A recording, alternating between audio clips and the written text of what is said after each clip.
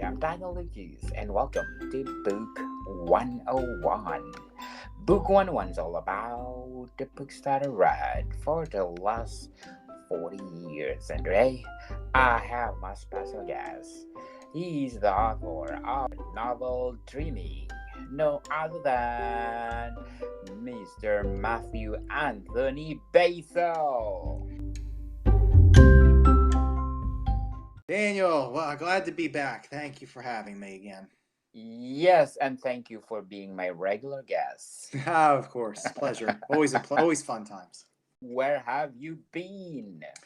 Well, as far as the writing, Dreaming, my book Dreaming, which is a sci-fi fantasy, I guess you could say, had fantasy elements in it. It's not the hard sci-fi, but still out there. It's on Amazon. It's on Barnes and Noble. Actually, just today, I discovered my third review on Barnes and Noble's website for Dreaming. I have two 4-star reviews and one 5-star review on Barnes and Noble. So I was very pleased to see that. And yeah, I'm still, it's still out there and available. Marketing, I think I've mentioned before in previous shows, is a challenge, as I'm sure any indie author knows. So, but hey, I'm hoping it just slowly but surely finds its audience. People, every now and then people pop up on the Twitter feed, say they picked up a copy or going to read it. So I'm hoping it finds its people, and it gets out there. Its voice is heard. Definitely. So let's do the recap of your debut novel, Dreaming. So it's about so it is about a solar system where the inhabitants dream during sexual release, or sexual ecstasy, instead of sleep. And the dreams are more like, they're kind of visions and dreams and lucid dreaming and all that kind of stuff combined. So it's kind of all of, because people talk about dreams. Some of the dreams are like, whoa, I don't know what I dreamed. I don't know what I ate or watched before bed to dream that. And some people, say some of their dreams they feel like they comes from a different place, or it feels a little more real. And some dreams bring kind of insights, or what people feel like are messages. So it's all kinds of those dreamings that these characters do. So dreaming's a very it's under certain controls in the book, but it's used to discover things about the world and about yourself and about others. And anyway, the system's going through hard times, kind of a social upheaval, I guess, for lack of a better word. And anyway, this mercenary outcast who's kind of ostracized and just kind of handles the dirty things that nobody wants to deal with in the solar system. He gets sent on the trail of this mysterious missing person. They just reluctantly discover that they dream dreams that are unlike anything that anyone's supposedly ever dreamed before. They see things and are told things that change how they view their star system, how they view life. They don't know what to make of it, and it's all kind of, as they try to wrap their heads around it and deal with it.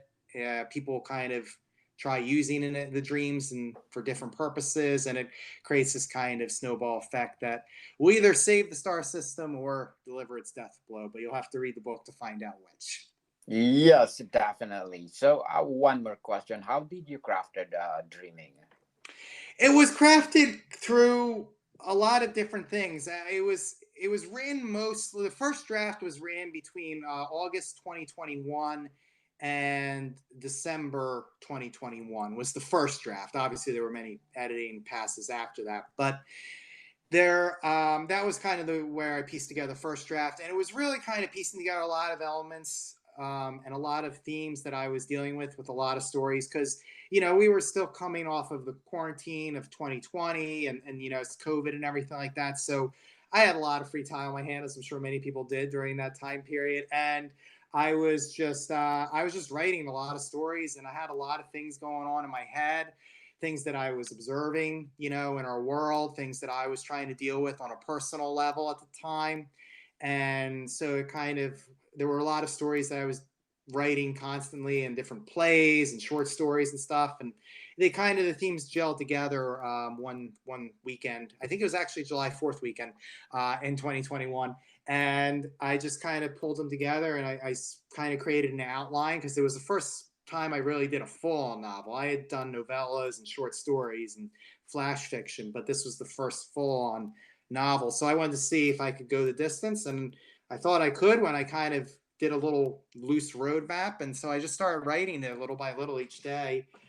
Even if it was only for 5-10 minutes, only got like a paragraph or two down, and sure enough, it kind of was there. There were parts even from dreams that I kind of threw in there. The first scene, I guess you could say, in the novel, it comes from a dream I had. I obviously added certain things from the world into the dream and tweaked the conversation, but it was mostly based on a dream I had. So a lot of different elements, and I just kind of all hung them on this outline that I did, and it worked. I think it worked. It seems to be getting good responses from the people that I have spoken to, unless people aren't liking it, just aren't telling me that they read it. But the people I've spoken to who have told me they've read it have really, as it's really resonated with them. Like, I mean, there's people who read it who I know would tell me if they didn't like it. I mean, because they've read other works of mine and told me they didn't like them, and they read this, and and I didn't really expect it to be in their necessarily ballpark. And one of them even said that she doesn't really read sci-fi, but she really loved it. She really thought it was. She was really looking forward to reading it every night, and she said the ending was just really profound for her. And so I mean, I'm getting good responses, so I think there is something there that I did. So I'm hoping that, like I said, it just kind of, it's just tough because for better or for worse, there's just so much out there these days, and so it's just tough sometimes to find your audience. But I'm hoping it eventually does. Definitely very well said, Mr. Anthony. So, what are we gonna talk about today? So the book I was going to talk about, actually, since I understand how difficult it is being an indie writer now to get publicity. So I figured I'd give publicity to an indie writer. Unfortunately, and I'm hoping this changes soon, but that was part of the reason why there was this long gap in between my appearance on your show, because I was making some personal changes. But I haven't, unfortunately, had a lot of disposable income, to read a lot of indie books. But I did manage to read one that was in the last year, that really, and it was called Wolf Healer, and it's by Huckleberry Rahr. Rahr, I think, is how you pronounce her last name. And I am a huge fan of wolves. I will geek out about wolves till we could go for hours for me just geeking out about wolves. So of course, when it involved wolves, I was like, all right, I'll sign me up. I'll give it a try. It was a YA novel. It's a YA novel, which I haven't read. I don't think I've ever read YA, actually. But I still, like I said, I know there's a lot of indie, werewolf stuff and all out there, which I want to read all of it, in all honesty. But this was the one I got to first, so I figured we'd talk about that tonight. Yes, definitely. So, what will be the best highlight of this novel? For me, one of the biggest highlights for me personally in this novel was the well, I guess it's kind of a twofold one. It was the treatment of wolves, and then the way wolves are incorporated also kind of is, I got at least, to reflect kind of our more primal selves, and how it's not necessarily a bad thing. Like, it's just, finding the balance. There's a beautiful little paragraph, I guess, or a section at the beginning, towards the beginning of the book, that talks about how the main character and the other, people in the werewolf tribe believe in two gods, basically. And they basically say that just I forget exactly how it's phrased, because unfortunately it has been a few months since I've read it, almost a year. But it kind of talks about how, like, one of them presents kind of like this darker, more primal aspect of ourselves, and one of them presents this more sophisticated, like, compassionate kind of self. And I love that, how that was phrased, and that balance between them, and how the wolf was kind of used to represent that.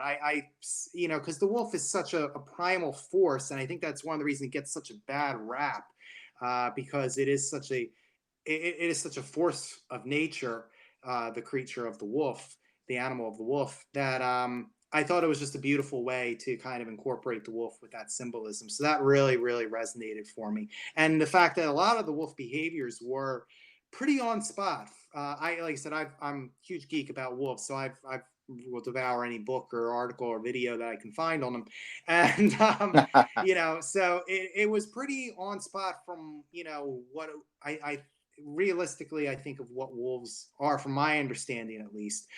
There were maybe a few things that were a little bit maybe that I was like, well, I don't, like maybe could have been better explained, I could say. But for the most part, like I said, the way they handle, the dominance and submission, and their kind of senses and their hunting aspects, I thought was well handled. So I felt it was very respectful to the wolf, which, like I said, unfortunately, sometimes, a lot of times in media, that's starting to change over the last, I think, decade or two. But a lot of times in media, previously, wolves have been very much maligned and misunderstood. So I really respected Huckleberry and appreciated that aspect, that she took the time to kind of be very respectful and knowledgeable about them.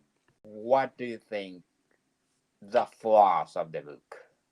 The flaws of the book, and again, this was my first YA book, so maybe this is just YA, and I just, like I said, haven't read enough YA. I mean, because I've seen like movies like that are based on books for YA, like Hunger Games. I enjoyed Hunger Games. I wasn't really a fan of Twilight, but I guess I wasn't their target audience anyway. But like I was a fan of Hunger Games, which to my understanding was YA. But this is very different than Hunger Games, because Hunger Games takes place in a dystopia, an alternate reality. This YA takes place in our real world, quote unquote real world. It's an urban fantasy, obviously, but I mean, it's it takes place in the normal world. So for me, I was a little bit kind of not even turned off, but just maybe a little dismayed. Sometimes I felt like the main character, Jade, she's a teenage, woman, who, teenage girl, I guess you should say, teenage girl, because she's in high school.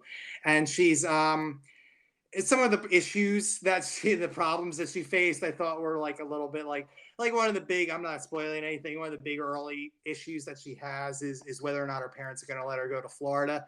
And I just, even back when I was a teenager, my worries and anxieties and problems were much larger than that. I mean, that's just maybe my background. If that's your biggest problem, I mean, I am somewhat envious of you. My life has always been rather, chaotic, and I've always, had issues with anxiety and depression, and that's, I made no stranger of that when I've done interviews and stuff. But so for me, like I said, just my parents gonna let me go to Florida, and then even when the things kind of ramp up a little bit, it seems like okay, it gets easily resolved, so to speak. Like it's okay. This is like this major thing with the family, but like she panics that at one point. Again, I'm not really spoiling anything because it's in like kind of the bio description on Amazon. She gets panicked that she's going to be thrown out of her family at one point, and it never really seems like a real possibility. It seems like she's being a little over dramatic, which again maybe is realistic to high school girls, and I just did not, I just, maybe I'm not self-aware enough. Maybe I was like that in high school too. But I just, like I said, some of those things were like, oh, okay, and she has like a very supportive, family unit and friends and everything like that. And even her love interests kind of reciprocates. And these were not my experiences when I was going to high school. I did not have a close, again, maybe it's just me. I didn't have a close group of, friends that were really there to emotionally support me. I did not have a, really kind of family unit that was very, very supportive either. I didn't, I was, I didn't have my first kiss till I was in, I was like 20 years old. So, I mean, like, so, so those things were a little bit relatable, I guess I should say. But at the same time, I will say it did not turn me off because because my life is, I'm so anxious rid, and because I have so many things constantly, popping up in my life. It was kind of nice though to read a book where I did not feel that there were any major issues. It was like relaxing to come, because a lot of times I'll read at the end of the day, like while I'm eating dinner or before bed. So it was kind of nice at the end of the day when I had all these worries to just come and spend time with Jade and just be like, okay, but everything's gonna be okay. We're all supportive. Everybody, Yes. like it was actually kind of a nice thing. So it didn't turn me off. It was just kind of like, it was like an escapism. Like, okay, I get to escape to a world where the biggest issue is, you know, is this person liking me or not? And I don't mean to belittle Jade's issues. There are some big hurdles that she does go encounter that I didn't encounter, and I thought those were handled, interestingly. There was just some of the issues that she encountered. I kind of felt like, oh well, like this could have been, I guess my mind goes darker, I guess, and so that's just kind of one of the things. So some of those things I was like, well, I could, like my mind went darker. Oh, I could see the family like just throwing her out and, casting her, making her go live in the shed or, something. That's just my warped, dark mind, I guess, And, I could see like, there's an incident that happens later on in the book. Like I said, I don't want to spoil it for the listeners if they decide to pick it up, because I do recommend it. Especially even if you have read YA like I did, I think it's a good intro.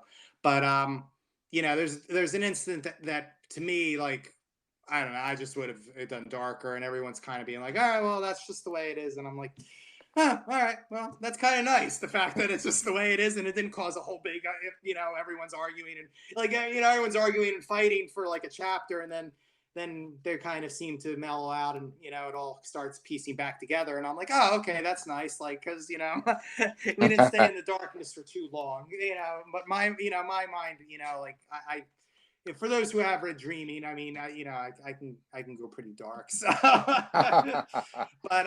yeah, Definitely. so that would be my flaw. Just I would have, which this is the first book in a series. I think there's 6 so far published in the series. I don't know if that's the conclusion of the series or not, because I've only read the first one.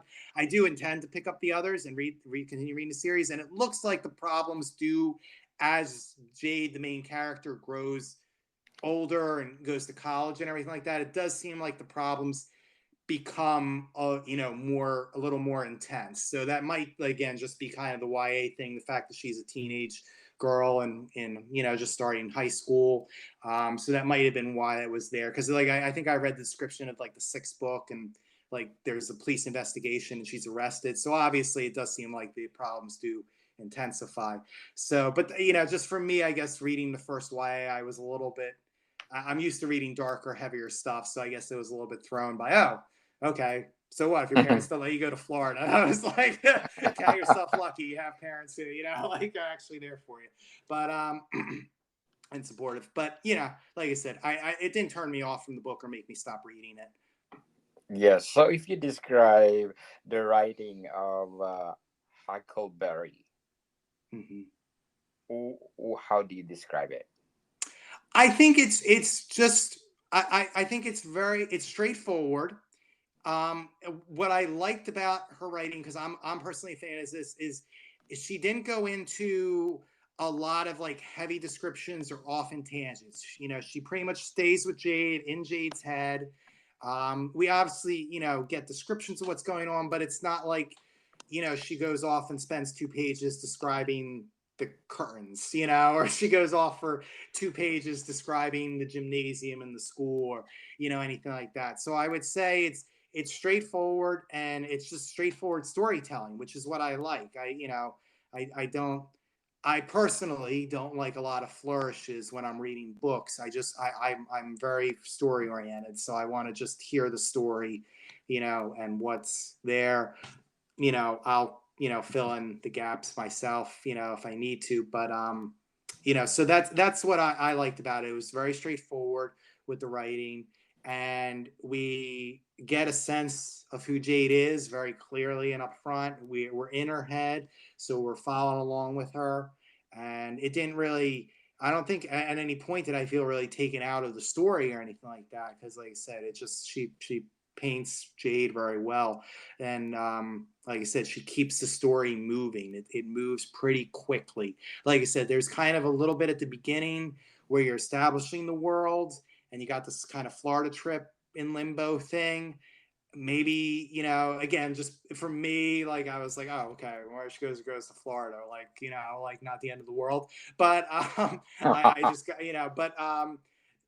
it moves pretty quickly through that. And then, once she, I won't spoil anything, but once she gets down to Florida, the story moves pretty quickly, and we get a lot of, world building while we're, dealing with her issues. So I found it, it was interesting, and it kept a good pace. Yeah, so let's do a little bit background of a little bit information to the other Huckleberry, Rahr. She's a mathematics instructor from the University of Wisconsin. Wow, she's a mathematician. Yes, which is odd because like a lot of people who are mathematicians are very logically minded, but so I wouldn't think it. But then again, I mean, my dad was an engineer, and he was brilliant with math. I couldn't pass a math class, I never took calculus because, like I was going to my dad for help every night already with just algebra. So he's like, don't take calculus. You'll like fail out of school. But he was also a writer too, so I mean, I guess, maybe there is a cross between the two. Oh yeah. So do you think being a mathematician is you can see on her writing?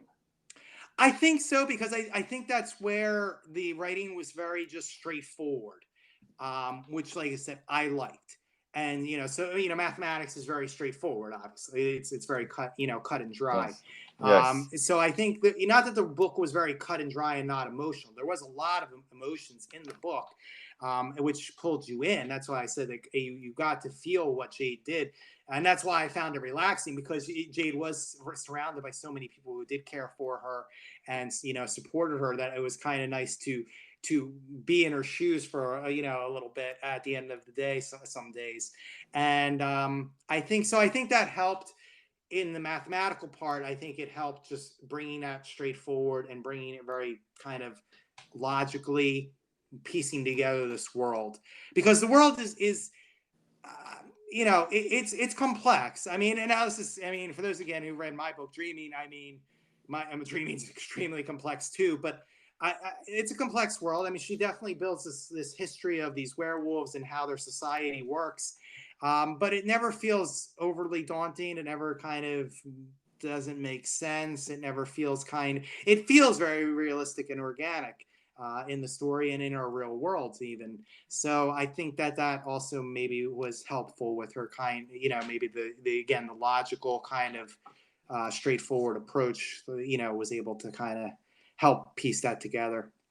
Yes. So, Mr. Anthony, do you think your writing is also straightforward? No, because then that's what I was kind of saying. I mean, I never read any of my dad's writing, but maybe, like you said, his was kind of like Huckleberry's. Maybe that kind of having that logical mindset allows you to kind of just crisply and straightforward write. My writing is not very straightforward. I will say that. I mean, I work hard to do, to pull it together. But I mean, that's one of the things that when I have beta readers and editors looking at it, that's definitely what they're doing. I feel like they're helping me condense it and pull it straightforward, because not that I'll go off on tangents, but it's just I have a very kind of abstract way of thinking, and I'll pull together. People have told me before, and I can see it. I'm self-aware enough. I think I can see it now that I have that habit of kind of pulling together a lot of kind of what seems like kind of disconnected pieces, and kind of they pull together in my mind, and I see them as connected, and I could pull together patterns of things that other people don't seem to see a lot of times. So one of the criticisms I had, and I work to pull together, and the people who have read Dreaming have not stated this, so hopefully it was fixed. But like my beta readers, when I was going through the editing phases, they constantly said, "Okay, well, why does this person? What does this person have to do with the main characters?" They're like, "Why are we on here dealing with this organization? Like, how does that fit into the story?"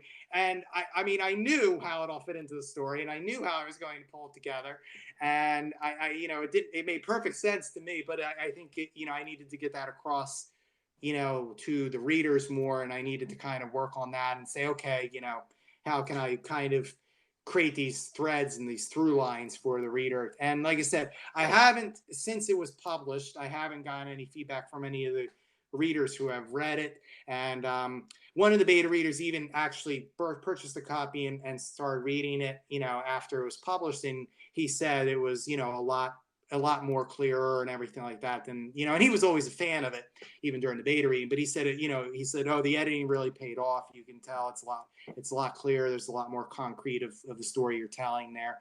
So I definitely need to tether myself sometimes when I'm writing to that through line. That's why I tend to work with outlines and stuff to tether myself to that, so I can try to connect. And that's why I do, like I said, beta. I always want people to read my work before I publish it, because I need to say, okay, I need somebody outside of my head to see if I'm making sense and to tell me where I'm not making sense so that I can fix it.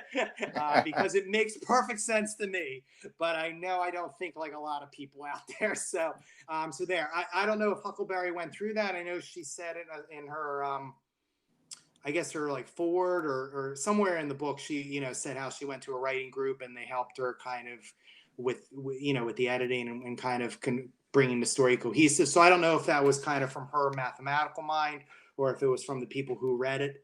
But I think, like I said, at least her finished product seemed very straightforward and very connected and very kind of concrete. So I was, really appreciative of that, because that's, like I said, something I struggle with my own writing. Yes, definitely. So, what will be your advice to Huckleberry? Oh, keep How about writing. My advice would be to keep writing. It's my yes? advice to all writers. I think she has, something there. I would, I mean, if I was a Hollywood like producer, I mean, I would definitely, as I was reading it, I could definitely see like adaptations into like a TV series or something like that. So, I mean, I know that's, like a 1 in a million shot because there's so much stuff out there, but yeah, I would say keep writing, keep trying to plug away. And I think Jade to me was such an important character because she not only had that like split, as I said, which I love that theme throughout the book, between the primal and the more kind of cerebral, sophisticated, whatever you want to call it. But it was also Jade, was a healer, and her superpower was being like compassionate and making people feel calm, which, and again, I'm not spoiling anything for you because she starts out with that superpower basically. So she, starts out with this kind of caring superpower, and then all these things happen to her that kind of creates upheaval in her life. But it's I think that's just a beautiful superpower, and a beautiful way to present a character, a heroine, that is compassionate, everything like that. And like I said, my biggest complaint, as I said, was really just that I wanted to see her face more challenges. I wanted to see her face harder challenges because I wanted to see how that power held up, against really tough things, and because this world can really throw tough things at you. And I kind of wanted to see how that power and how she, being who she was, held up against those tougher crucibles, I guess, and that life can throw at us. And again, I don't know if it looks like she might do that in future installments. So I hope she continues to write it and to continue to progress Jade and have her face, bigger and bigger challenges. Yes, definitely. So before we go on, Mr. Anthony, I just want to shout out to the people for my top ranking for this month. In Algeria, I got on ninth spot on Apple chart, and Libya number 14, Jordan at number 17, Denmark at number 18, Cameroon at number 24, Romania at number 44, United Arab Emirates at 109, Canada at 111, Hong Kong at 142, South Africa at 150, Mexico at 159, muchas gracias, Mexico, Georgia at 165, and Uganda at 221. Thank you so much for supporting this podcast because this podcast is created to empower writers all over the world, like Mr. Matthew Anthony Basil. Thank you. Yes. And I appreciate your support and giving me this platform. Yes, so let's talk about your second novel. Yeah, so I just started writing it. We're probably, we're a little ways from it being released. So I don't want to, so I can't go into too much because I know some things will probably change and everything like that. But it's a brand new world, brand new characters that I decided to, just delve into. I'm I'm hoping for it to make it a series, but we'll see. That's where ideally I would love to do. But we'll see how once I finish the first one, but how I feel. But that could always change. But what I wanted to just dive into a new world and new characters, so I decided to do that. there's be a what would be the title? Do you have the The title? title right now, and again that could change as well, but the title right now is The Fang in the Moon Shamante War. Wow, sounds interesting. Yeah, it's an urban fantasy like Wolf Healer, but so it's kind of that an urban fantasy where it takes place in our quote unquote real world, but there's obviously fantasy elements, supernatural magical elements in there as well. So is that a continuation of your dreaming or No, it's brand new characters, brand new world. Starting from kind of the ground. I mean, Dreaming's still out there. I could write, I could probably write a couple sequels, even a spinoff, or a prequel, to Dreaming if it gains enough, popularity. But people seem to love, again, the people that have responded seem to love it so much. The ending seems to really resonate with them so much, because I honestly, again, I don't want to spoil it obviously, but I was a little hesitant about the ending. I thought it would kind of jolt people, and so that's kind of, I think, why I was kind of coming up with like spin-offs and like sequels and prequels to kind of maybe soften that a little bit. But so far I haven't gotten that reaction. The ending really kind of sticks with people, and they really seem satisfied with it. So I was like, all right, well, if you're satisfied with the meal, why try to shoehorn in something else? I think it has a conclusion, and I'm happy with it. But maybe down the road I'll do like a prequel or something like that. We'll see. But if Netflix or Hulu or anyone wants to turn into a series, I'm more than happy to expand the world. I got plenty of ideas in my head, but just give me a call. definitely? Yeah, so this one is a new world. Like I said, this one I would like to expand into a series. I do have other ideas planted into it. I'm trying to create a world where I can really just play in, and is fun for people. Dreaming was more, I was trying to say something in Dreaming, and it was a lot of me in there. And not that there isn't aspects of me, certainly, in this new one, but it was a lot of me and my experiences and kind of my life journey up to this point, and things that I had kind of seen and thought about, life and our world and our society, that I just kind of felt like I need to get off my chest.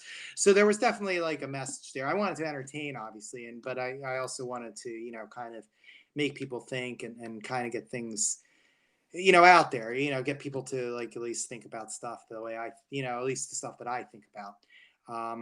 And so that was Dreaming. This is a little bit, not that there isn't a message, because I think, I mean, at least for me, everything I write has some kind of message in it. I think all stories do.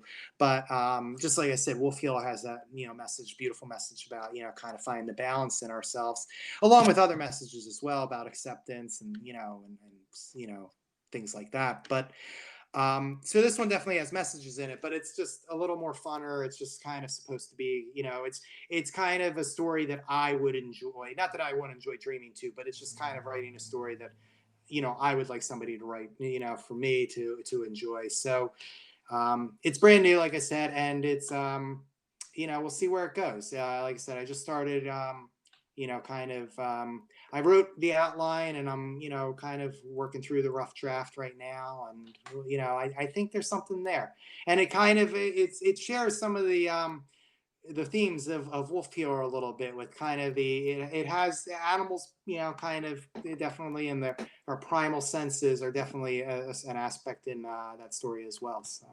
So what is your timeline for My the book? timeline for it, oh, if only there could be a timeline. I mean,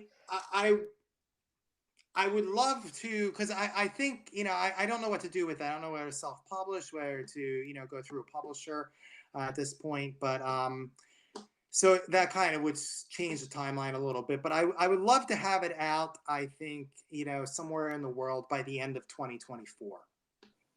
Oh, that'd be awesome. Yeah, that would kind of be my ideal. But I'm trying not to rush it. And again, dreaming, I really kind of wanted to get out there, and it was a real push for it. And like I said, I had fun writing dreaming, and I stand by that story. I'm proud of it, and I think it really gave a voice to myself, and so I'm definitely it's an important piece for me.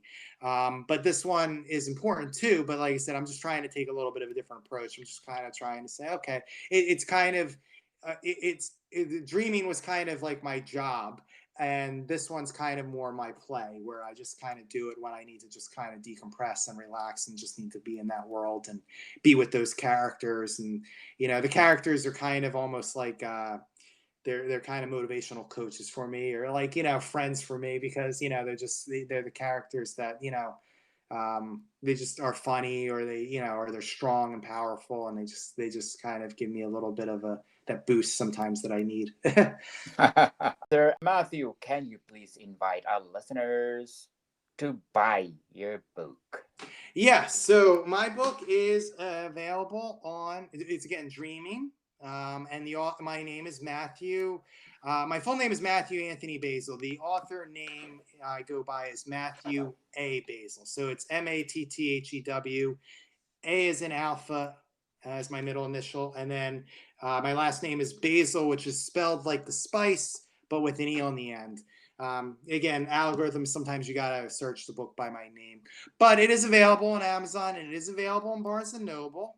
It is also on Goodreads, so if you do happen to read it and you feel like reviewing it on Barnes and Noble, Amazon, or Goodreads, I greatly appreciate it, because I've been told that that's a big make or break it for indie authors. Unfortunately, I mean, I know the Amazon gods would not let me review Wolf Healer on Amazon where it's available for whatever reason. So that's why I figured I'd at least give Huckleberry the shout out here on this show to at least help support her. But I know, like I said, reviews are big. So, by all means, I recommend her book. I recommend my book, Dreaming. Like I said, her book's available on Amazon. I don't know if it's available in Barnes and Noble, to be honest, but my book's available in Barnes and Noble and Amazon, and it's available in both paperback and electronic formats. Yes, people, let's support both of the others because they deserve to be support. They give their best, and if you support them, they give more 100% the Yes. best. Yes. Before we go on, I'm inviting you to listen to my other podcast, Food 101. People, I'm very grateful because we got our 1 million downloads. Thank you so much, people. So if you Ah. if you're supporting Food 101, can you please support also Book 101 Review? Because I told you this podcast is created to empower writers all over the world. Let's support indie author people because if you support them, as I said, they give their best. So, Mr. Matthew, thank you for your time. Thank you for having me, and congratulations on your milestone over at Cooking 101. So, Modicon people, see you soon.